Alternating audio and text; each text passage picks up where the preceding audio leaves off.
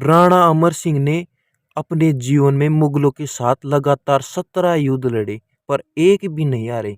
लेकिन हमारे इतिहास ने इतना भी प्रयास नहीं किया कि उन्हें उचित सम्मान दे। हेलो है, राम राम। मैं सौरभ गिरटी। हम महाराणा अमर सिंह प्रथम के बारे में बात करेंगे। महाराणा प्रताप के सबसे बड़े पुत्र और उत्तराधिकारी थे। उन्होंने 19 जनवरी 1597 से 26 जनवरी 1620 को अपनी मृत्यु तक सिसोदिया राजपूतों के मेवाड़ राणा के रूप में शासन किया। उनकी राजधानी उदयपुर थी। महाराणा अमर सिंह के काल को राजपूत काल का अद्भुत कहा जाता है। राणा अमर सिंह ने अपने जीवन में मुगलों के साथ लगातार 17 युद्ध लड़े, पर एक भी नहीं हारे। लेकिन हमारे इतिहास ने इतना भी प्रयास नहीं किया कि उन्हें उचित सम्मान दे। अब राणा अमर सिंह का प्रारंभिक जीवन देखते हैं अपन। महाराणा प्रताप के सबसे बड़े पुत्र अमर सिंह थे। अमर सिंह का जन्म 16 मार्च 1559 को चित्तौड़ में महाराणा प्रताप और महारानी अजबदे पवार के घर हुआ। उसी वर्ष उनके दादा उदय सिंह ने उदयपुर की नींव रखी। महाराणा प्रताप के बाद अमर सिंह का राज्याभिषेक 19 जनवरी 1597 ईस्वी को चावंड में हुआ। 26 जनवरी 1620 तक मेवाड़ पर शासन किया। अमर सिंह ने मुगलों की अवहेलना जारी रखी और उनके पास कुछ भी नहीं था। हालांकि उनके पास खोने के लिए कुछ भी नहीं था, क्योंकि शुरुआती हमलों में मुगलों ने मेवाड़ के मैदानों पर कब्जा कर लिया था। मुगल आक्रमण पुनः आरंभ हो गए थे।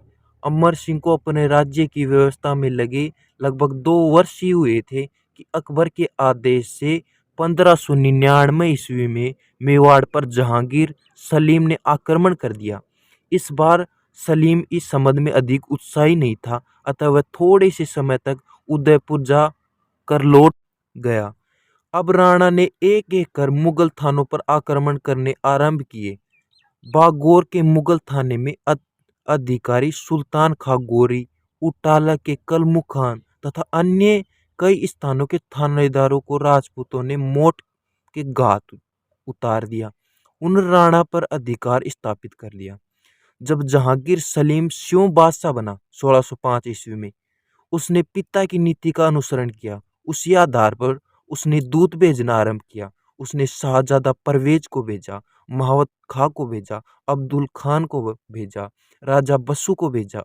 इनके प्रयास से राणा को चावंड और मीरपुर को तो छोड़ना पड़ा, परंतु मालवा, गुजरात, अजमेर और गोडवार तक छापे मारकर उन्होंने मुगलों की हालत सोचनीय बना दी। जहांगीर ने नवंबर 1613 में मेवाड़ की ओर से स्यों कूच किया तथा अजमेर में शाही कैंप लगाया। शाहजादा खुर्रम को एक बड़ी सेना लेकर मेवाड़ विजय के लिए भेजा गया। जहांगीर 1613 में अजमेर पहुंचा और खुर्रम को मेवाड़ अभियान का सर्वेसा बनाया। 2 वर्ष की अवधि में खुर्रम ने राणा को चावंड में जाके घेर लिया। जितने मुगल थाने उनके हाथ से निकल गए थे, उन पर फिर से अपना अधिकार स्थापित कर लिया। अब राणा हालत बहुत ही भयंकर खराब हो चुकी थी। मेवाड़ युद्धों के कारण जर्जर हो चुका था। यह सब देखकर अमर सिंह का पुत्र करण सिंह व कुछ मेवाड़ी सरदार अमर सिंह के पास गए और उन्होंने अमर सिंह से कहा, इस समय हमारे लिए संधि करना ज्यादा श्रेष्ठ होगा। अमर सिंह ने उनकी इच्छा का सम्मान करते हुए हरिदास झाला व शुभकरण के साथ संधि का प्रस्ताव गोगुंदा ठहरे हुए खुर्रम के पास पहुंचाया। शहजादे खुर्रम ने भी इस संधि के प्रस्ताव को मुल्ला शकुलाद शिराजी और सुंदरदास के हाथों जहांगीर के पास भिजवाया। जहांगीर ने इस संधि का प्रस्ताव को स्वीकार किया, अपने चिन्ह के साथ खुर्रम के पास भिजवाया। अब बात करेंगे मुगल और मेवाड़ की संधि के बारे में, जो 1615 ईस्वी में हुआ। अमर सिंह मुगलों से संधि करने वाला मेवाड़ का प्रथम शासक था। संधि वार्ता के लिए मुगलों की ओर से शिराजी और सुंदरदास तथा राणा अमर सिंह की ओर से हरिदास झाला एवं शुभकरण सम्मिलित हुए थे। वार्ता दल ने आसान शर्तों पर एक संधि का मसौदा शुरू किया, जिसे मुगल मेवाड़ की संधि कहते हैं। मुगल मेवाड़ की संधि की प्रमुख शर्तें थी, जिनमें पहली शर्त थी शिव महाराणा खुर्रम के समक्ष आकर संधि करेगा, परंतु मेवाड़ का महाराणा कभी भी मुगल दरबार में उपस्थित नहीं होगा।